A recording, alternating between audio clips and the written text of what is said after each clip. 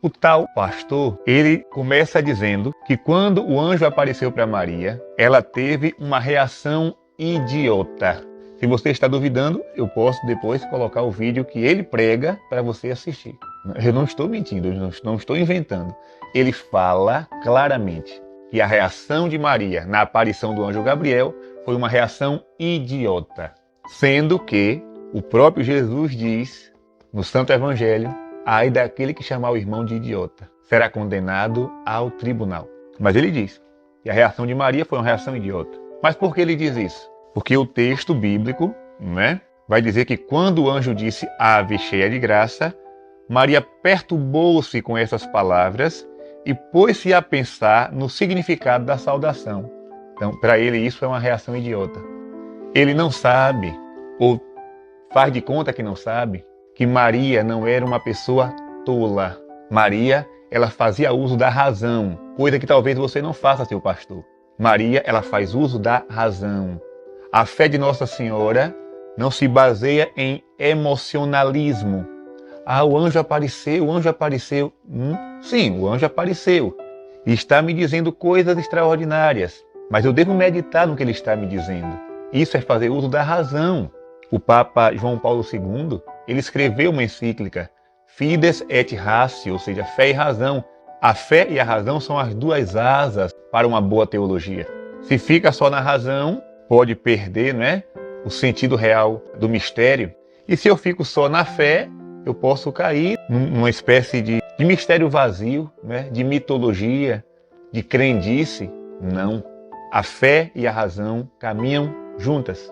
E é por isso que Maria medita no que o anjo está dizendo.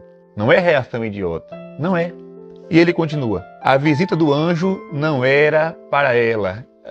Quando ele falou isso, eu fiquei me perguntando. Então o anjo errou de casa? Errou o endereço? Foi? Então, Deus mandou o anjo Gabriel. Vá lá na terra e diga a uma mulher escolhida que ela será a mãe de Jesus. Então o anjo errou de casa. Acho que o GPS do anjo deu erro. E ele acabou, coitado, parando na casa de Maria. Ele deixa claro no vídeo, ele fala, a visita do anjo não era para ela. Era para quem? Continuando, ele diz, a indignidade da casa de Maria não combina com a glória de um ser celestial. E aí eu me pergunto, se a casa de Nossa Senhora não combina com a presença de um anjo, o útero dela combina com a presença de Deus? Que a casa não é digna de receber o anjo Gabriel. E o útero de Maria é digno de receber a segunda pessoa da Santíssima Trindade? Ou você não sabe quem é Jesus? Ou você acha que Jesus é uma espécie de mensageiro barato, como você, que veio trazer uma mensagem de autoestima? Cristo é Deus.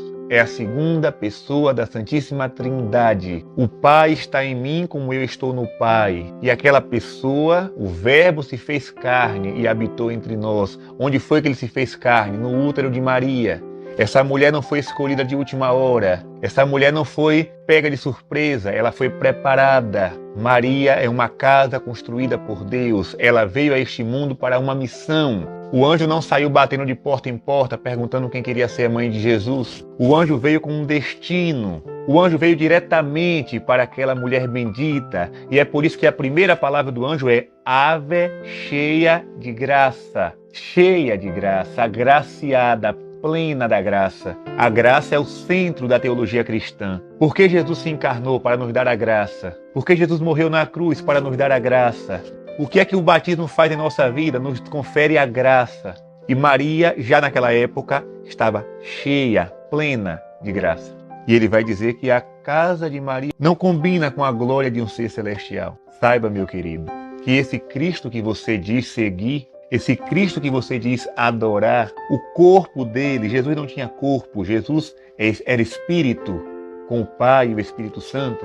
Deus, desde todos os séculos e séculos, sem princípio e nem fim, mas ele quis se fazer gente, ele quis assumir a natureza humana, ele quis se tornar homem. E para assumir a natureza humana, ele adquiriu o material genético de uma mulher preparada, que não teve reação idiota, como você diz. A falta de uma doutrina católica gera pessoas como você, David Leonardo. A falta de uma boa teologia gera pessoas desse tipo, que é capaz de pegar um microfone para falar besteira. E uma multidão escuta, milhares de pessoas são seguidoras desse rapaz e aplaudem o que ele está...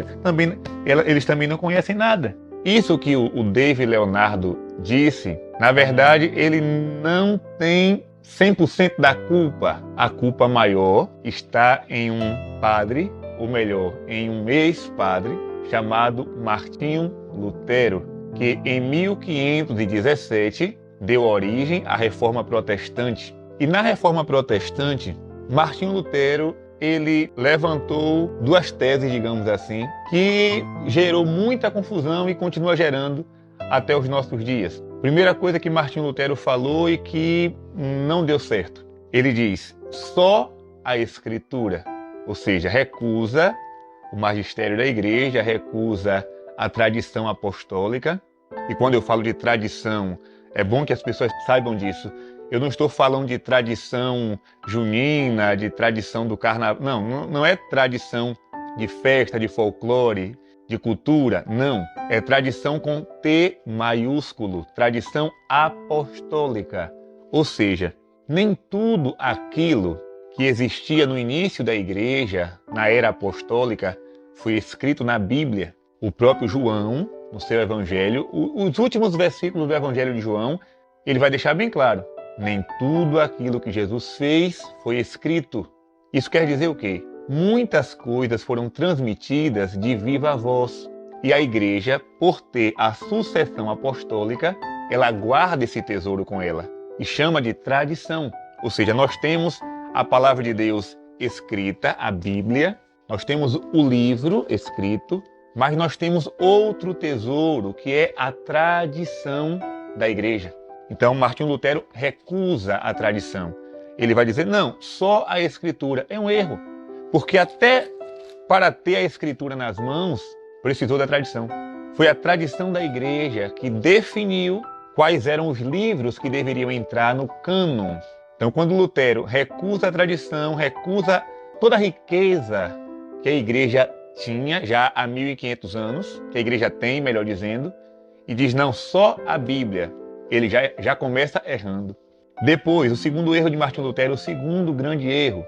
Martinho Lutero vai dizer, a Bíblia é de livre interpretação, ou seja, qualquer pessoa pode pegar o texto e interpretar.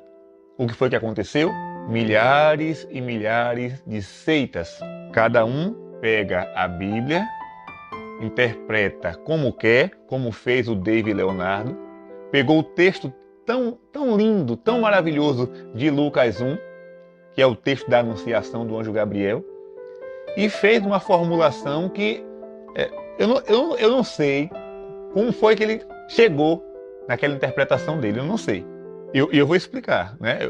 Eu estou aqui primeiro preparando o terreno. Eu não sei como é que uma pessoa, em sã consciência, pega o texto da anunciação do anjo a Maria, ou seja, o início do Evangelho, o início do Novo Testamento, a abertura do Novo Testamento, e faz uma interpretação horrível, ridícula, absurda. Por quê? Porque Martinho Lutero disse que a Bíblia é de livre interpretação. Então, se qualquer louco pode interpretar a Bíblia, então cada um pode fazer uma igreja, cada um pode fazer um grupo, cada um pode falar o que quer. Porque, minha gente, a Bíblia, sem a interpretação correta, a interpretação da tradição da igreja, ela justifica as maiores aberrações. A prova é que no nosso Brasil nós temos igrejas ditas evangélicas para o público gay. E eles se baseiam na Bíblia. Nós temos grupos religiosos no Brasil, como as Testemunhas de Jeová, que negam a divindade de Jesus, negam que Jesus é Deus e usam a Bíblia. Nós temos outros grupos ditos cristãos que ainda estão guardando o sábado, ou seja, a lei mosaica, estão ainda no Antigo Testamento e usam a Bíblia. Ou seja, cada grupo justifica o que quer. Cada pessoa pode se justificar e criar sua própria religião usando a palavra de Deus. Na Igreja Católica, não. Porque na Igreja tem uma interpretação em comum. Na Igreja, nós interpretamos a Bíblia de acordo com a tradição apostólica. E é por isso que nós somos uma igreja só, a Igreja de Cristo. Uma vez um pastor protestante chegou para mim e disse: Padre, tente ler a Bíblia sem a interpretação da igreja. Eu disse: jamais vou fazer isso. Porque no dia que eu ler a Bíblia sem o amparo da igreja, eu vou fundar uma religião diferente. Eu vou interpretar do meu jeito e vou interpretar errado. Então nós temos uma garantia. A garantia da tradição. A Bíblia é um livro sagrado? É. É palavra de Deus? É. Mas nós temos outros tesouros também importantes além dela. Porque nem tudo está escrito aqui. E nem tudo que foi escrito aqui, vai dizer São Pedro, é de livre interpretação.